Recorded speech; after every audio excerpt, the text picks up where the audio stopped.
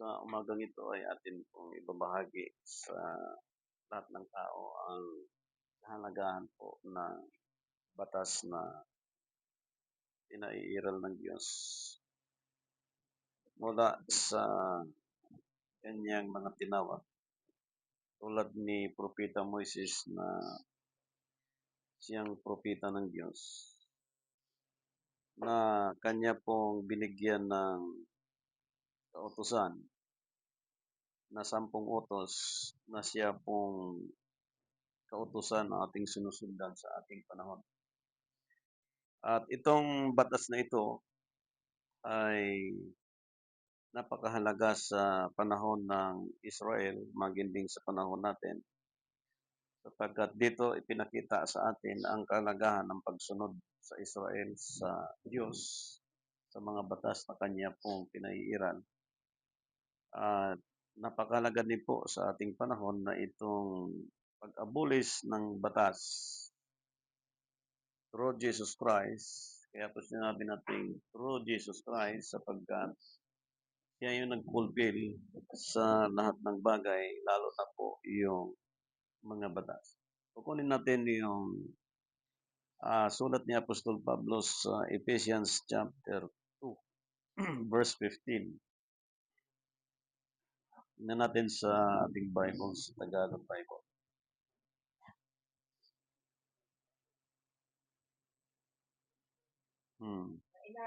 Inalis ang pagkakaalis sa pamamagitan ng kaniyang katawan. Kahit kautusan na may mga batas ang panuntunan. Kung sa dalaw ay lalangin sa kaniyang sarili ang isang taong bago. Ganito'y ginagawa ang kapayapaan. Yun. Sa Lucas 6:5, bago natin balikan po yung talatang yan. At sinabi niya sa kanila, ang anak ng tao ay Panginoon ng Sabat. Sabi naman ng Colossians chapter 2, verse 6, live like Christ.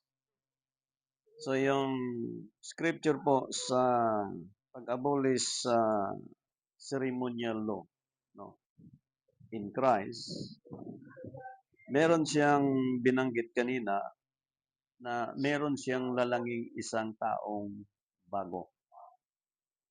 Pagdating dito sa Lucas chapter 6 verse 5, I am the Lord of Sabbath sa English, na itong binanggit sa Biblia na binasa natin, yung Lord of Sabbath, which is our Lord Jesus Christ, na meron siyang pag-abolish sa pamamagitan ng isang taong bago. Ang Lord of Sabbath, which is our Lord Jesus Christ, ulitin natin, siya ang nag-abolish sa mga batas upang pairalin niya ang paglalang doon sa isang taong bago. So, bantayan natin ang binigay ng Diyos sa Exodus chapter 20.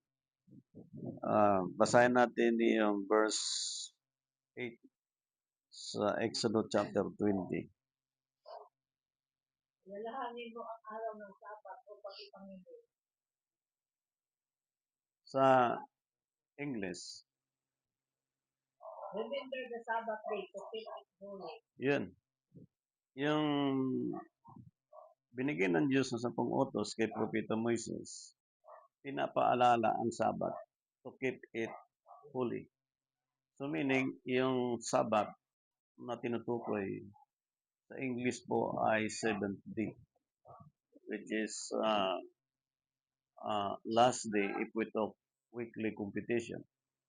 Now, ang 10 Commandments po, magmula sa first commandment up to the 10th commandment, ang 7th day, which is last day, mapansin po natin sa 10 utos, ang 7th day, doon po nag-i-end ang lahat ng batas na ang nagpigil nito, ang nag-alis nito, walang iba, si Jesus Christ. Now, ang 7th day, which is Sabbath day, ay kinikilala ng Diyo na ang araw nito ay araw ng Sabado. Ang isang malaki pong katanungan na dapat pag-aralan na itong Lord of Sabbath ayon sa Lucas chapter 6 verse 5, kung may araw ang Diyo na dineclare na Sabado, meron ding araw ang Gentile ng pag-declare doon sa Lord of Sabbath na dapat kilalanin ng Gentile and supposedly sa Jew ang araw ng Lord of Sabbath. Now, bago natin titingnan sa ilalim po ng batas dito sa binasa kanina, merong ipinakita sa scripture yung tungkol po sa kababasa lang kung paano gaano kalaki ang idudulot nito para maging pakinabang sa ating panahon, body, soul, and spirit. Pinaliwanag ni Apostol Pablo ang tungkol po dito sa batas na ito, no? Kung ito ba'y sufficient or insufficient. Romans chapter 3 verse 19. 19. Chapter 3 verse 19. Ngayon ay nalalaman natin ang anumang sinasabi ng kautusan. O ang may sinasabi sa nangasa ilalim ng kautusan. Upang mapikon ang bawat bibig at ang buong sanglibutan ay mapasailalim ng ating Panginoon. Yun. Ang pagsuway sa kautusan, ang tinutukoy doon sa ibang paliwanag ni Apostol Pablo, ang tinutukoy yung kautusang laban sa batas ng Diyos or kautusan sa kasalanan. Yan.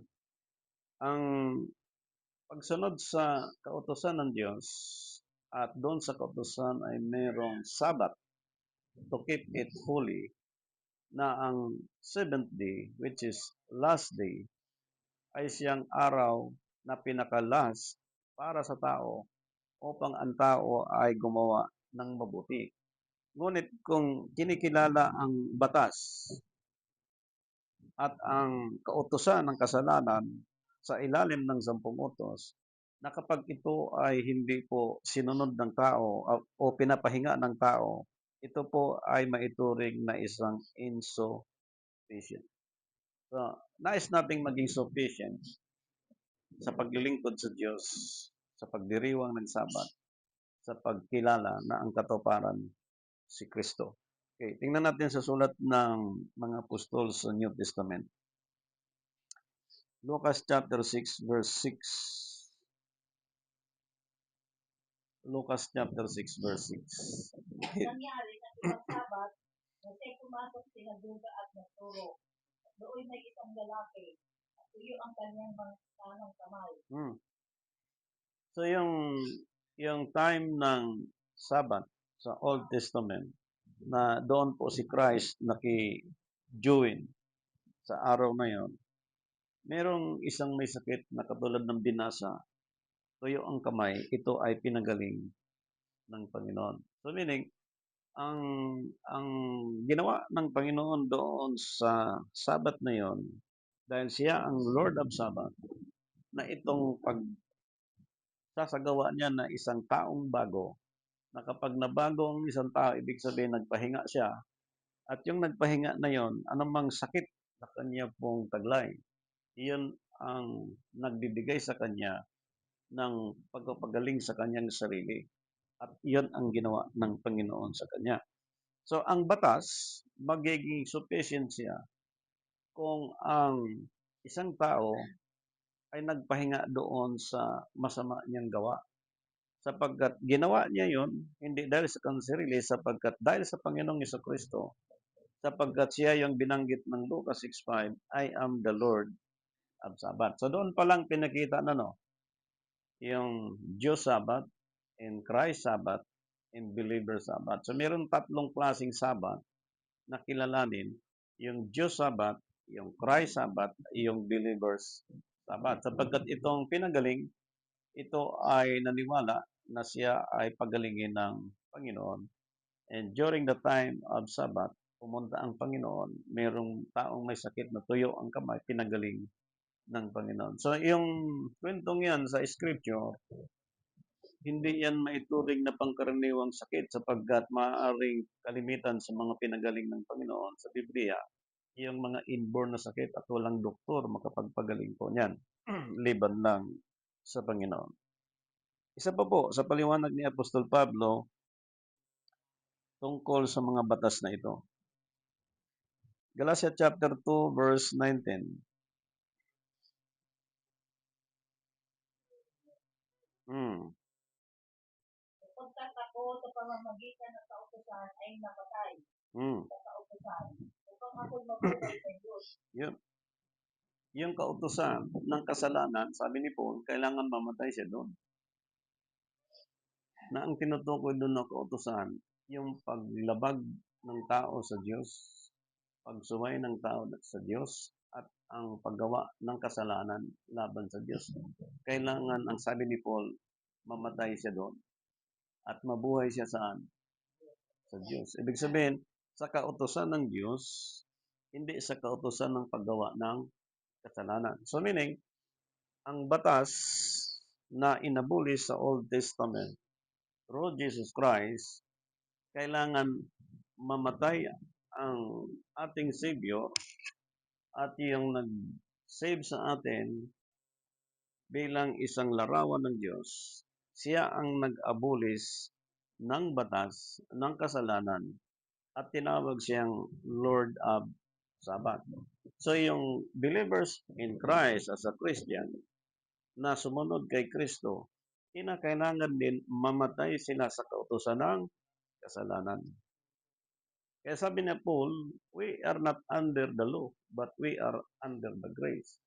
So, ang pag-abolish sa batas on the seventh day, actually, yung tinawag na seventh day, kalimitan pong interpretation is last days. Ang seventh day, tumutukoy po yan sa 1 week competition. So, pag ginamit mo siya sa 1 week competition, ang seventh day, maituring na last days. Actually, ang Ten Commandment, magmula sa 7, 8, 19, hindi pinag-uusapan. Hanggang 7 lang. Sapagkat ang 7, kinikilalang last day or Sabbath day. Ngunit ipinakita dito sa panahon ng Sabbath na ang Panginoon nakijoin doon sa fellowship na yun. Ang Lord of Sabbath, ipinakita na siya lang ang makapag-abulis sa kautosan ng kasalanan through Jesus Christ. At yung followers in Christ or believers in Christ, sila ay kailangan din po susunod doon sa biyaya ng Diyos na yung pag-abulis sa kautosan ng kasalanan.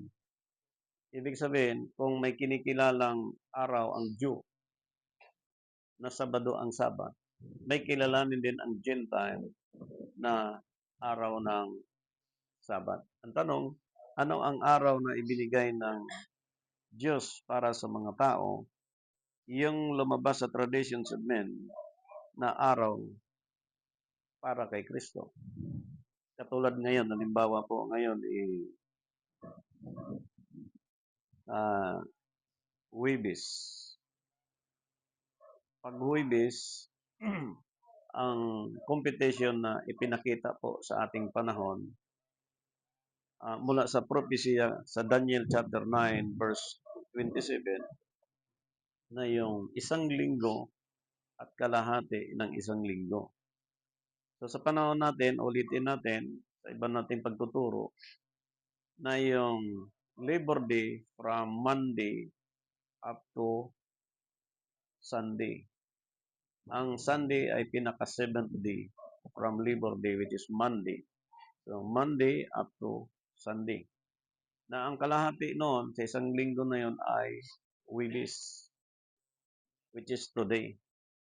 Na yung declaration naman sa kinagis na natin from 1521 century na ang first day of the week ay Sunday, na ang seventh day of the week noon ay Sabado. Kaya ang Jew, until now, yung Seventh day Adventist, talagang kinikilala nila na ang Sabado ay seventh day of the week.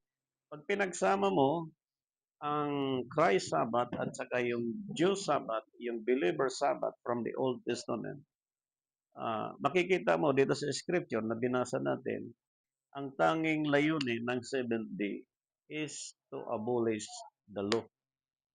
Na ang mag-abolish ng yan, si Kristo.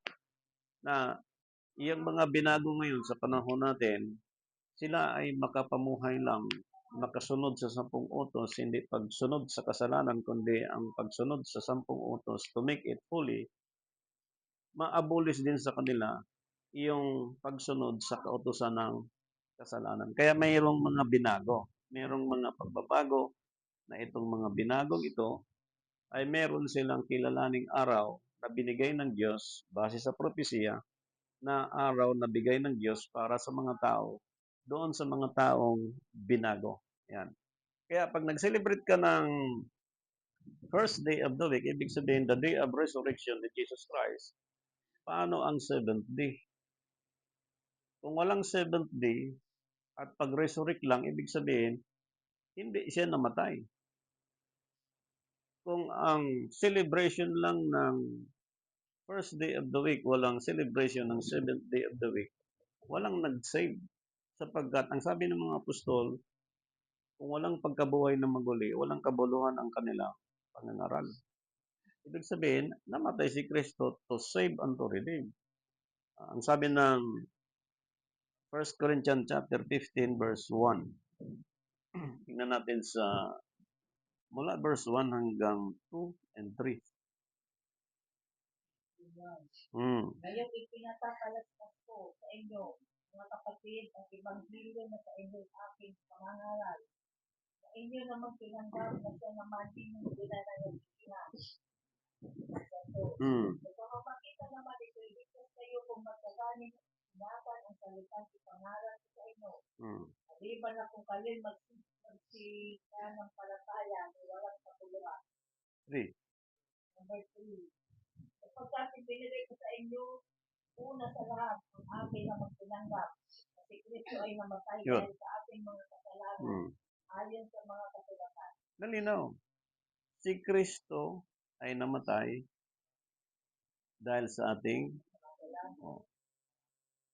malinaw. Hindi siya namatay dahil namatay siya tulad ng mga taong patay. Kundi namatay siya dahil sa ating mga kasalanan upang tubusin tayo sa ating mga kasalanan. Yan. So, yung inabolish niya na batas, yan po ang pagsunod ng tao sa kasalanan. Yun ang inabolish ni Kristo. Yun ang tinanggal niya, yun ang inalis niya. Now, yung pagtuturo, yung pangangaral, tungkol dito, nagkakaroon po ito ng pagtuturo sa lahat ng tao. Ito ay pinilinaw din po ni Propeta Nehemiah in chapter 8 verse 18. Ito po, diniscuss niya ito Nahyob, no? Tinuro ito sa ating kinagisnan, pero sa ating pagsusuri, hindi na ito tinuro. Mostly sa mga Roman Catholic, ang tungkol sa Sabat, wala nang Sabat sa kanila. Ibig sabihin, hindi ito diniscuss sa buong daigdig ang tungkol dito kasi ito po ang kahalagahan eh. Halimbawa, if we talk salvation, ba't ka isi-save? O, kasi kailangan mong i-save. Sino dapat mag-save? O, ano bang nagawa ng isang taong ito? Ba't kailangan siyang tubusin? O, sino dapat magtubos? So ito na, in-introduce sa buong daigdig, the image of God, the Son of God, which is our Lord Jesus Christ. Siya na yung nag-abolish lahat yan. Okay. Ngayon, pagdating dito, bilang patunay, Nehemiah chapter 8, verse 18. Tagalog.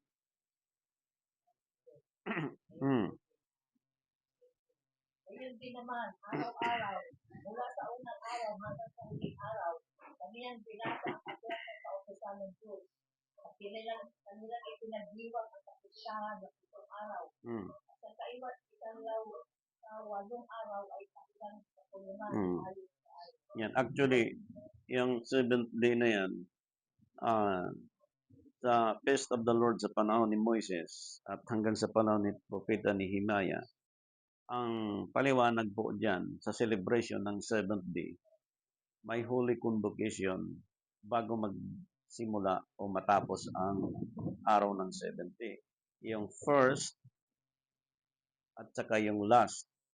Yung first holy convocation at yung last days na magkaroon din ng holy convocation, yung first holy convocation sa Israel at yung last holy convocation sa Gentile. Now, yung one day up to the seventh day, Alpha at Omega, ang nag-abolish lahat ng batas na yan, si Jesus Christ. Kaya kailangan niyang tanggapin yung kamatayan yon upang tayo ay tubusin sa ating mga kasalanan. Isang tanong, anong purpose ng lahat yan? Bakit ginawa ng Diyos magitan ng kanyang larawan at bakit ang mga believers in God through Jesus Christ, meron silang kilalaning nag-abolish doon sa batas na yon? Sapagkat hindi pwede ang tao sa daigdig na ito, wala siyang kilalaning walang nag-abolish. Sapagkat ngayon, si Jesus Christ, kinikilalang propeta lang, kinikilalang anak ni Mary, at merong iba na hindi kami kilalang namatay si Jesus Christ.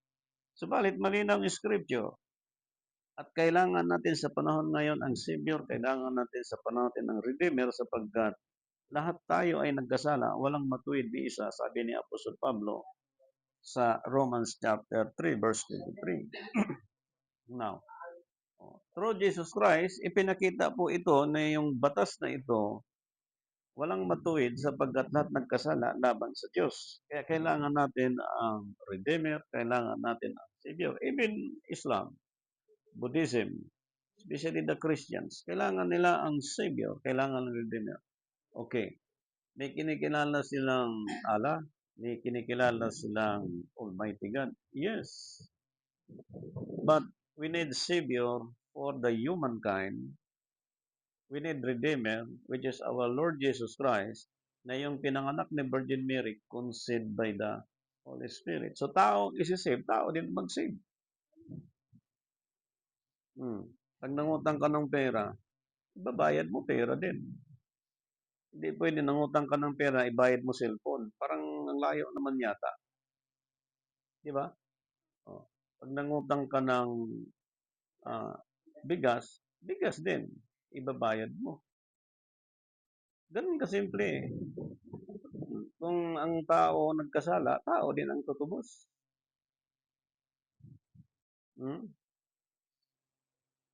Hindi pwede ang magtubos espiritu. Hindi naman nagkasala ang espiritu dahil Diyos siya. Ang nagkasala, tao. So, tao ang magtubos. Di ba po? Oh. Yes, there is Almighty God, which is the creator of all things.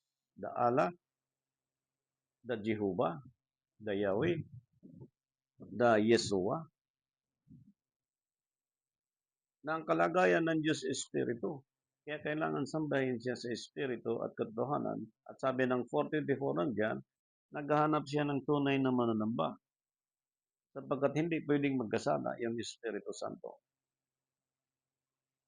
Ang nagkasala yung tao.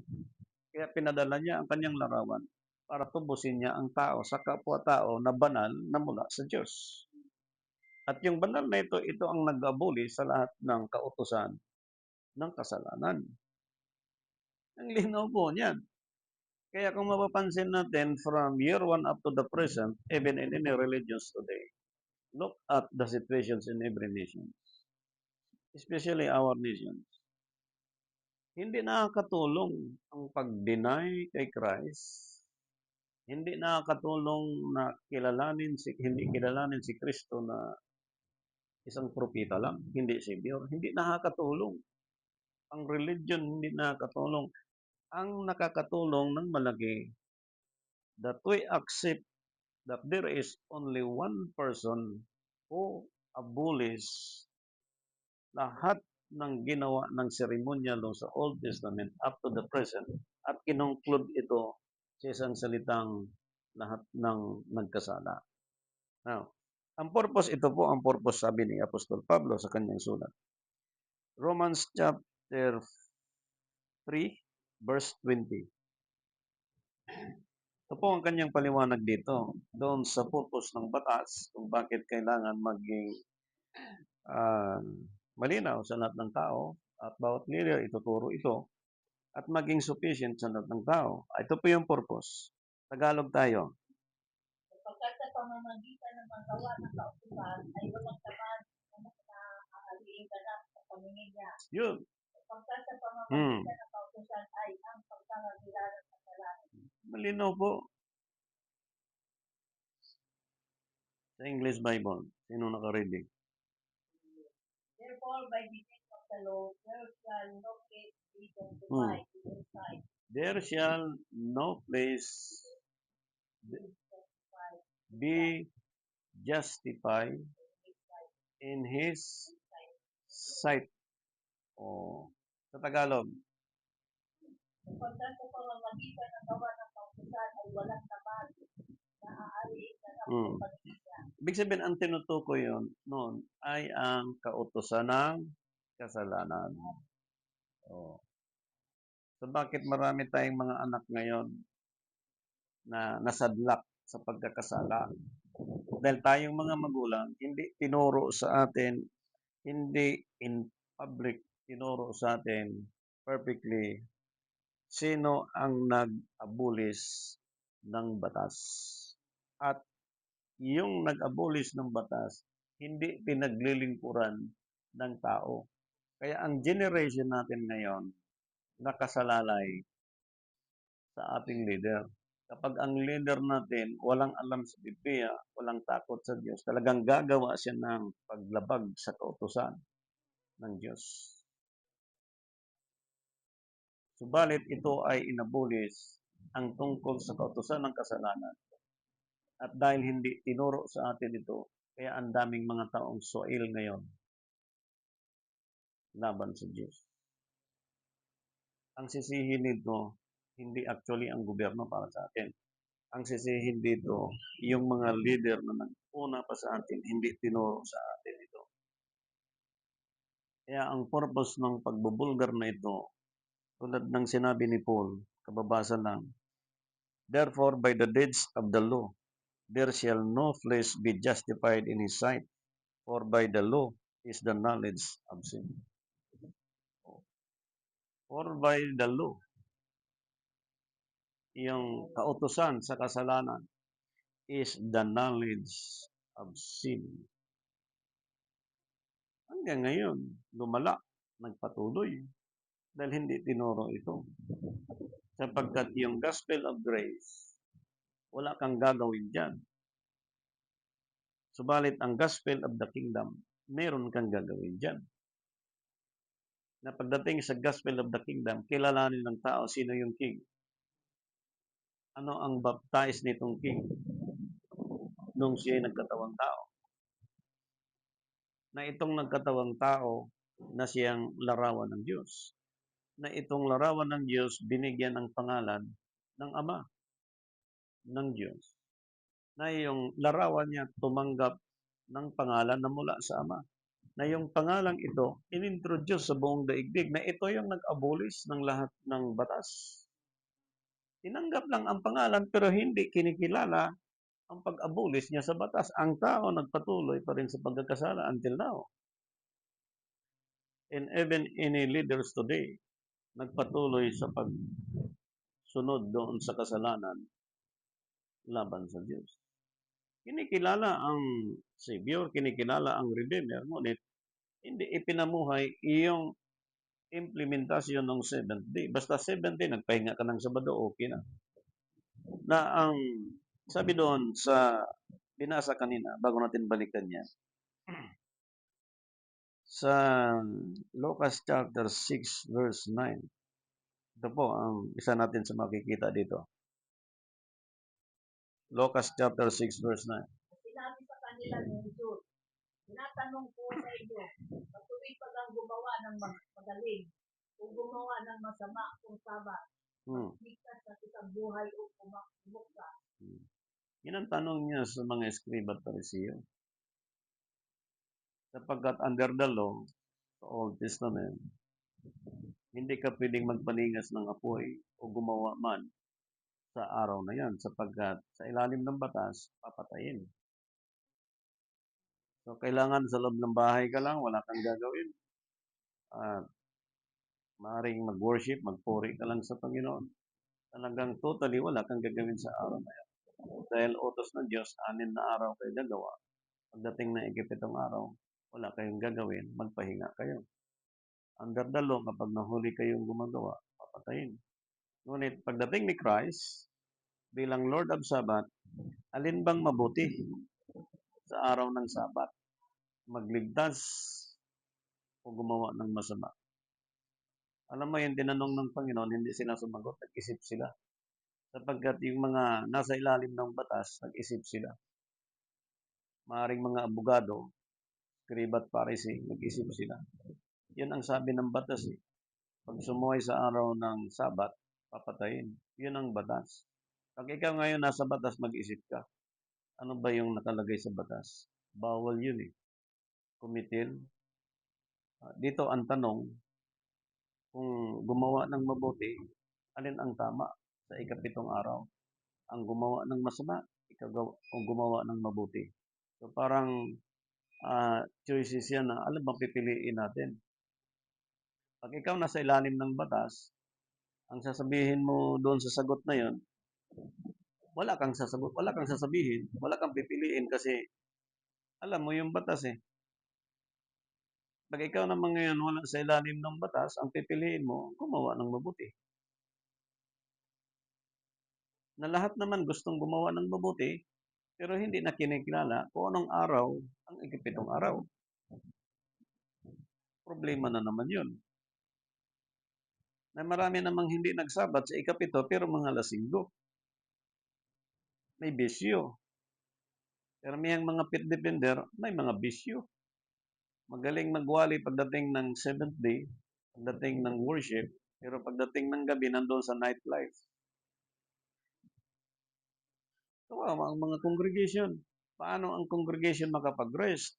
Subalit sabi kanina, binasa ito in public ng mga propeta. Ang tungkol sa 7th day celebrations, ang tungkol sa mga kautusan. Binasa nila in public ito. Ang tanong, bakit hindi na-continue sa ating panahon? Pastor, na-continue yan kasi ang daming reliyon. Yes, pero hindi tinuro ang kahalagahan ng ikapitong araw. Bakit ang dami pa rin lasinggo sa panahon natin din?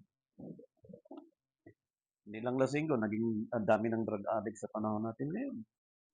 Halos ang mental hospital na puno na ngayon sa mga taong sumobra na sa medisina. Oh. Para sa akin, ang sisihin dito yung mga unang naging leader sa atin. And hopefully, sa time natin ngayon, mag-start again. Tulad nung ibabalik ang lahat ng bagay sa dati in Acts chapter 3, verse 21, through Jesus Christ. So, as a believers in Christ today, kailangan mag-start sa atin sa panahong ito ang tungkol sa mga bagay na ito na sinasabi ng Scripture. So, isa pa po sa binanggit dito sa Jeremiah chapter 36 verse 6. Dito po makikita natin ang katunayan. Chapter 36 verse 6 ng Jeremiah. Amen. 6.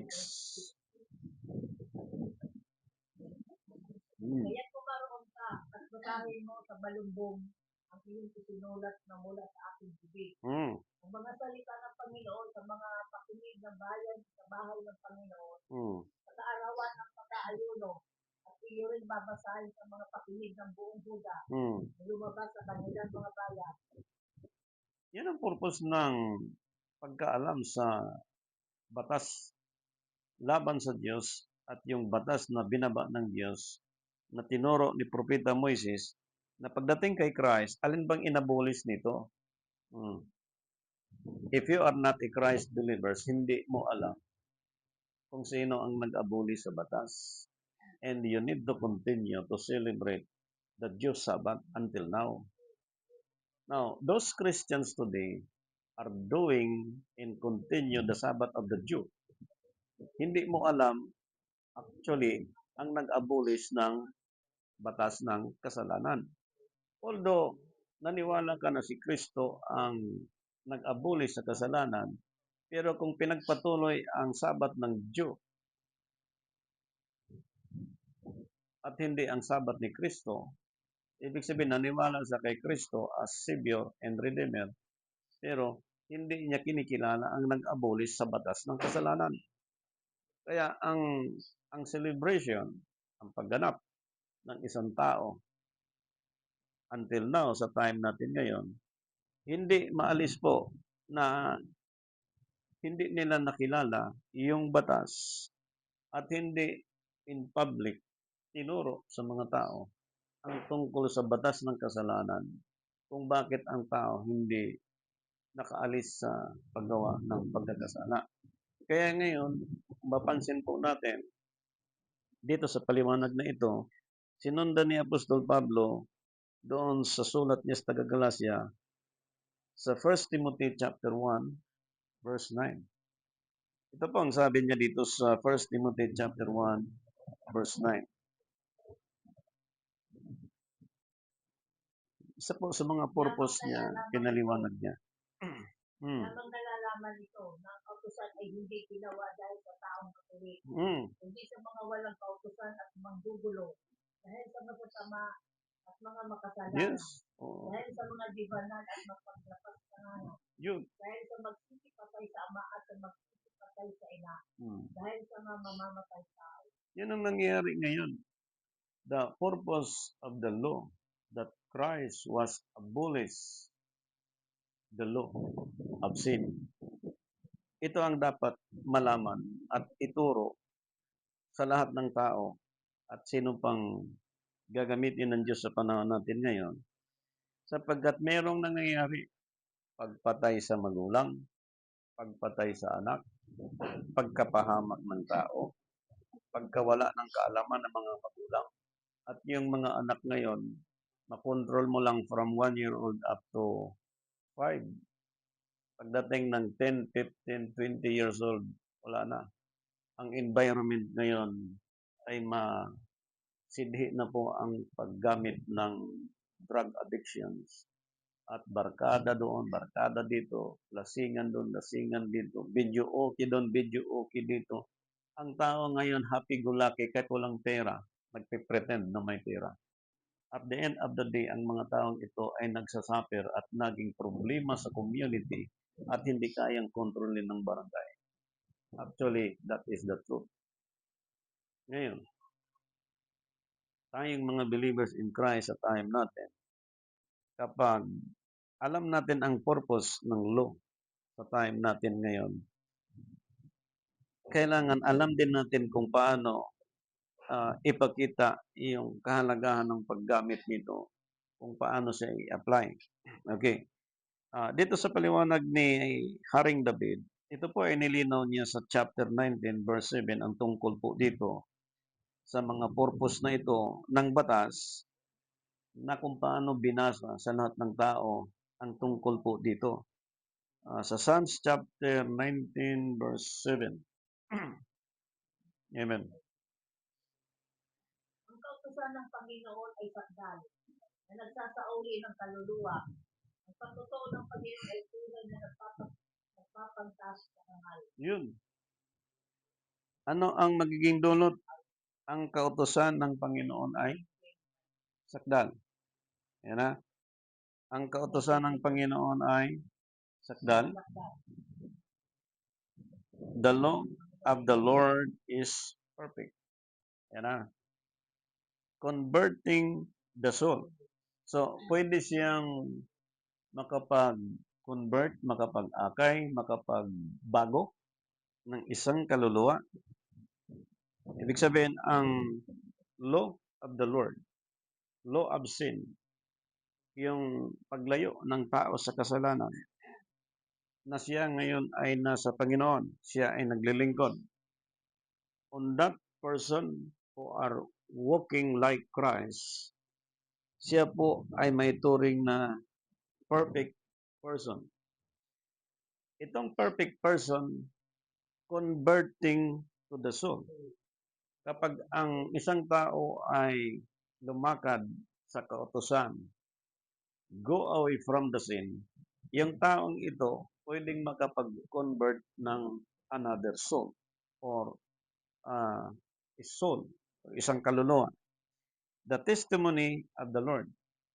Tayo ngayon, naging Christ believers, tayo ngayon ang naging testimony ng Panginoon. Ayan na hindi tayo lumalakad doon sa kautusan ng kasalanan. Paano ngayon makikita natin? Ibig sabihin, ang public reading, pagtuturo, pangangaral, evangelism, Bible study, na isa sa mga purpose na malaman natin ito, para po, ang sabi ng scripture na ating binasa kanina, yung law na mula sa Diyos, yung batas na mula sa Diyos, maging perfect sa lahat ng tao, na magiging perfection of to the divine, individuals o group, na itong batas ng kasalanan ay malayuan lahat ng tao sapagkat inabolish na ni Kristo yung kasalanan na sa ilalim ng 10 utos, yung kautusan ng kasalanan, kailangan malayuan ito ng lahat ng tao. And that is the purpose.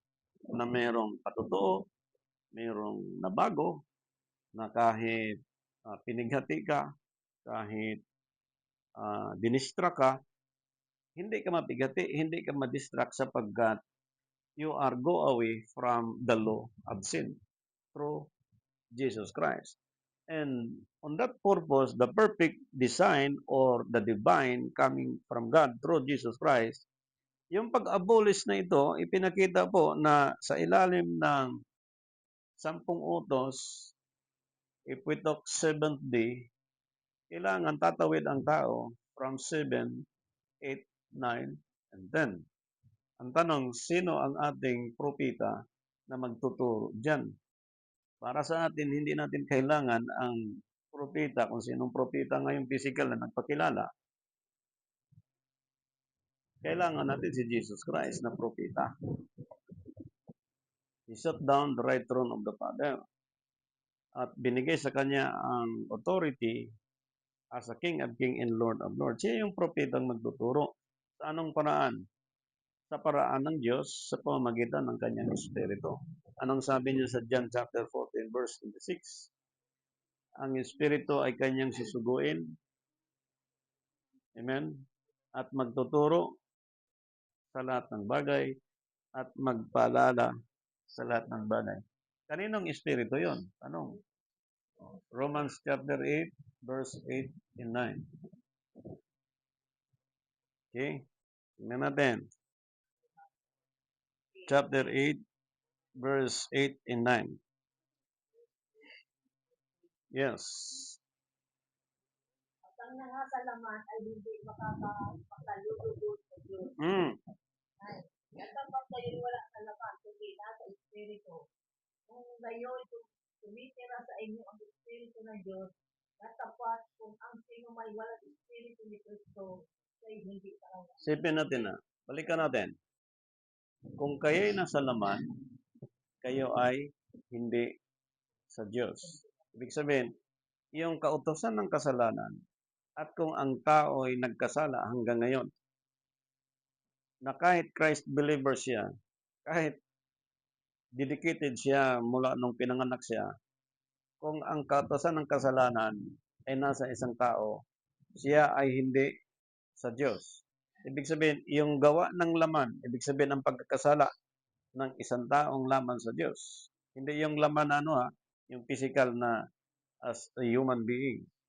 Kasi ang human being na perfect, divine siya by the sight of God, hindi nang tinutukoy. Yung kasalanan, yung kautusan ng kasalanan. Ang isang tao kapag nasa ilalim ng kautusan ng kasalanan, ang sabi doon, siya ay hindi sa Diyos. Kanino kaya siya? Ibig sabihin, kapag ang tao hindi nasa ilalim ng kapangyarihan ng Diyos, hindi niya kinikilala yung nag-abolish ng batas, anong klaseng taong ito? Walang kwenta sa sanlibutan ang tao niyan.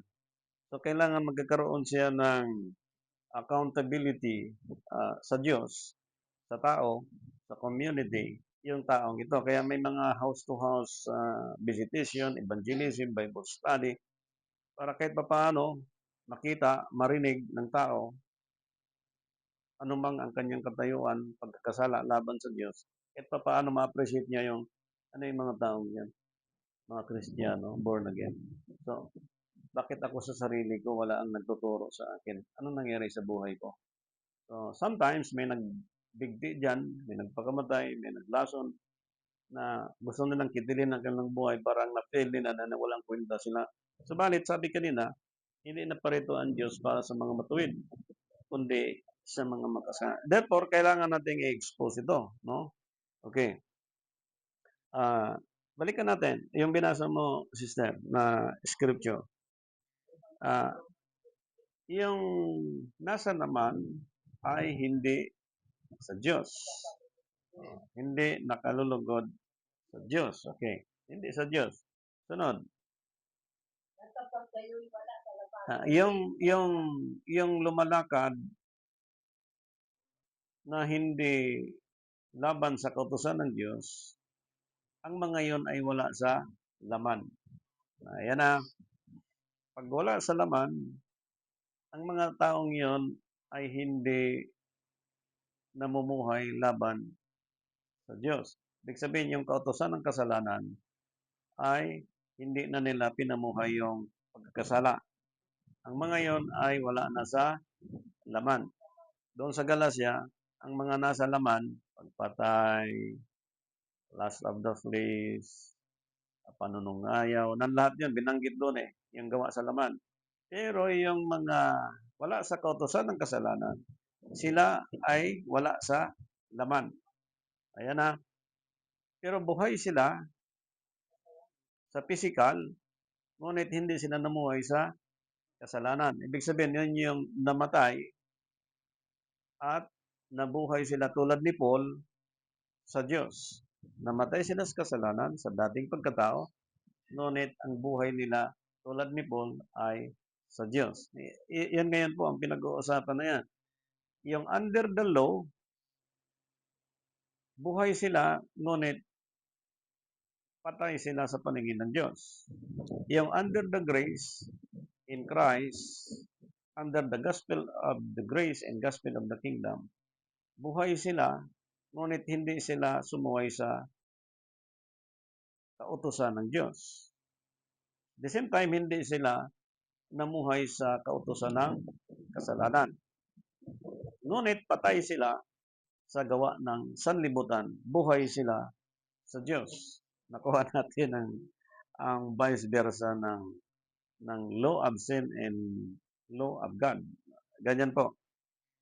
Sunod, himayin natin yung Romans chapter 8. Ang nasa laman ay hindi kinalugdan ng Diyos. Tuloy. Nagkapagkayo'y wala sa laman, kundi nasa espiritu. Yun. Yung mga hindi namuhay laban sa Diyos, yan na, yung hindi namuhay na laban sa Diyos, yun ay nasa laman. Ngunit yung mga wala sa laman, sila ay kinalugdan ng Diyos. Okay. Tuloy mo. Kung kayo tumitira sa inyo ang espiritu ng Diyos. Yun. Kapag ang tao lumalakad hindi ayon sa laman, tumitira sa kanila ang espiritu ng Diyos. Yan. Kaya yung pag-abolish ni Christ sa batas ng kasalanan, ang purpose noon, bakit i-public reading yan sa buong daigdig, para ang tao hindi lumalakad ayon sa laman, para sila titirahan ng Espiritu ni Kristo.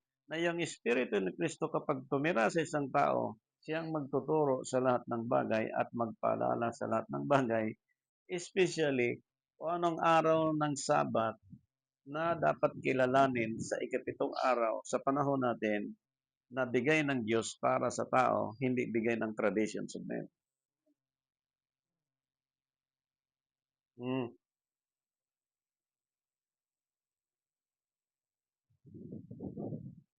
Ngayon, ito ang tanong. sa panahon ni Christ nang siya po ay nakijoin sa sinagoga. Okay? Sa Lucas chapter 13 verse 10. Okay, makikita natin. Okay. Chapter 13 verse 10 ng Lucas. 13:10. Na siya ay nagtuturo sa mga sinagoga ng araw ng Sabat. And he was teaching in one of the synagogues on the Sabbath. Turo siya. Nangaral siya. Nandiyan na yung siya ang Lord of Sabbath. Nandiyan na yung may pinagaling siyang tuyo ang kamay sa araw ng Sabat yan. Tapos tinanong niya, alin ang tama? Alin ang mabuting gawin sa araw ng Sabat? Gumawa ng masama o gumawa ng mabuti? Yung mga lawyer na kanyang kaharap po, mga scribe and Pharisee, hindi sumagot.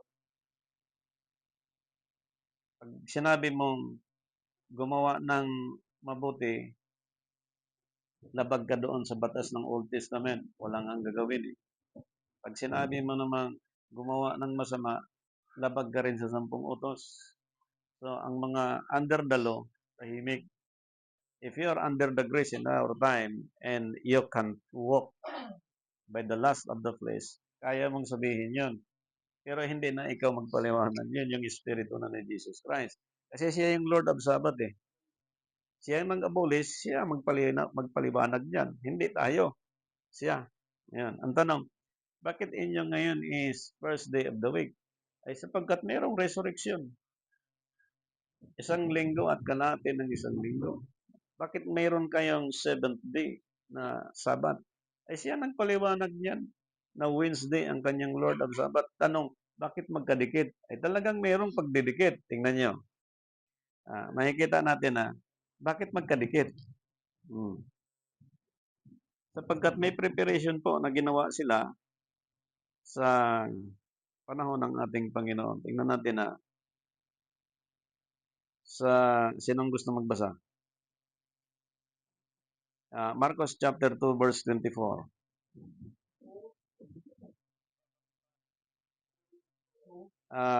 Chapter 15 verse 42. 15:42 muna.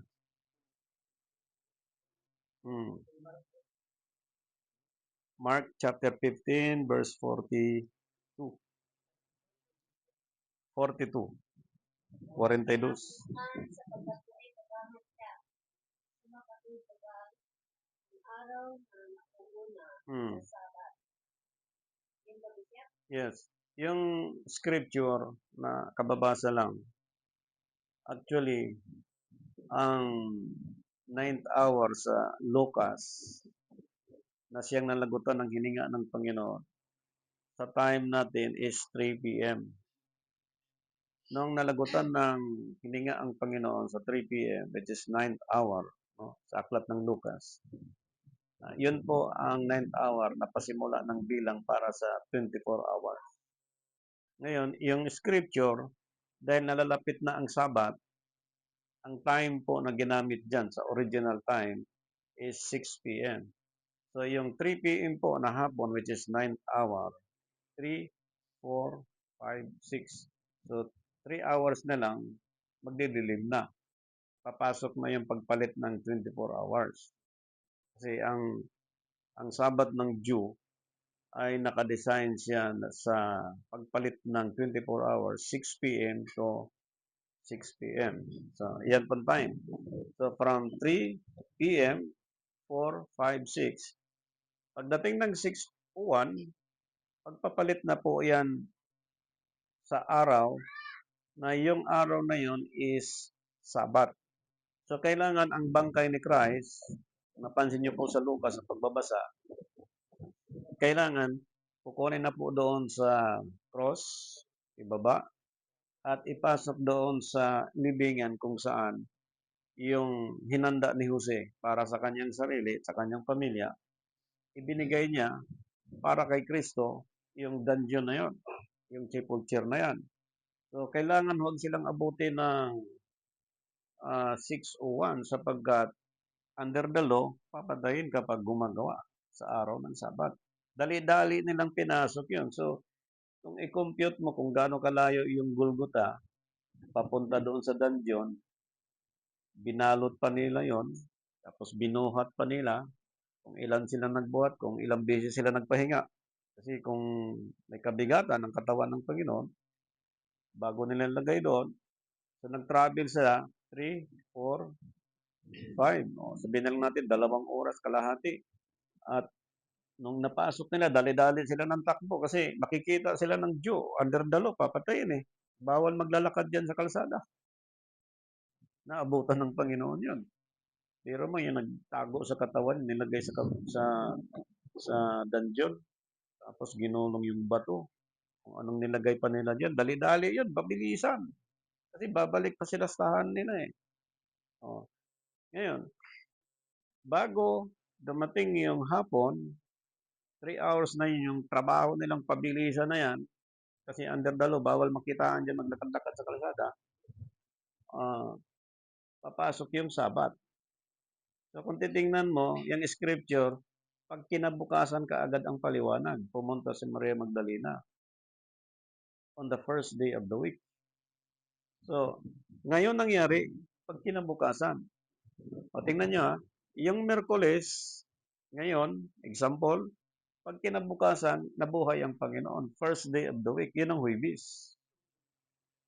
Pero, dumaan siya sa 3 days and 3 nights, yung Wednesday at Thursday. Hindi katulad ng kinagisnan natin, dineclare na namatay si Kristo ng Biyernes, nabuhay siya ng Linggo. Pag binilang mo siya sa 3 days and 3 nights, sablay. Hindi umabot ng 3 days and 3 nights. So, again, we believe Jesus Christ as Lord and Savior. Again, hindi na-abolish yung law. Nandyan pa rin yung law of sin. Kaya ang dami ngayong, alam mo, actually, merong isang senador na nagsabi, sa panahon ni Presidente na ito, merong ganito karaming namatay sa crime. Sa panahon ni Presidente na ganito, merong ganito karami ang namatay sa crime. Sa panahon ni Presidente, ganito karami. Bakit nasaan ang Department of Justice natin? Paliwanag ang department. Kasi ganito po, kasi ganito. Ang human rights nagpaliwanag kasi po, ganito. Now, if you are servants of the Lord, turn back from the Old Testament. Who is and what is the purpose of God? Why Jesus Christ abolished the law of sin? Pero kung baliwalain mo yon, if you are the leader of this nation, hindi mo alam ang scripture, ang dami na palang namatay. Bakit nagkaganon? Bakit nagkaganon? Pag tinignan mo, sinong namatay? Drug addict, rapist, robbery gang, iba't ibang crime. So bakit nagkaganon? How many churches sa bansa natin na nagtuturo tungkol sa salita ng Diyos? Ang dami. Bakit lumala? Alam mo, ang problema nito mga religious. Hindi ko tinuturo ang mga followers, yung mga leader. Kasi po, hindi tinuro siya in public. Kasi nakalagay kanina po sa binasa natin, na kailangan ituro siya in public ang tungkol po sa pag-abolish ng batas. Hindi tinuro. Pag tinuro mo yung buwan in public, wala kang ibang gagamitin ang original calendar ng Diyos. Like Moses' time. Sabi ng Diyos kay Moses, lumabas kayo, dalhin mo ang Israel sa buwan ng Abib. Kailan? On the first month of the year. Buwan. Sinundan niya kagad, kumuha ka ng kordero sa ikasampo. O pizza yun. Ang sampo ba, pizza, buwan. Di ba pizza? O malinaw yun. And then, alagaan mo ng 4 days. O, grade 1 lang 10 plus 4. 14. O bakit hindi na 14 ang celebration ngayon? Mga buwan hindi na rin. Pastor, kasi pag-ikot ng panahon, yes, kaya nga nalito ang buong mundo. Problema yan kasi umikot ang mundo in every 4 years. merong isang araw na dagdag. Yun, from year 1 up to the present, ilang libo na yung isang